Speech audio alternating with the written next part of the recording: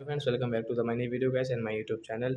Today friends, we are going to talk about how to enable aeroplane mode in our Realme phone. Guys, you want to enable your aeroplane mode. So friends, how can you enable it? In this video friends, I am going to show you how to enable aeroplane mode. So before starting video friends, first of all go and subscribe the channel, click the bell icon, like my video friends. So first of all guys, you will have to click on guys your phone setting to enable your aeroplane mode. Then guys, you can see this type of setting friends. So guys, how can you enable your aeroplane mode guys? You can see there is no any aeroplane mode setting. So friends, don't worry guys, you can see your connection and sharing option friends, tap here. And friends, you can see aeroplane mode. So friends, you want to enable, so you can enable. After enable guys, you can see your hotspot setting will not work in your uniphone, and guys you cannot use as well as your mobile data friends.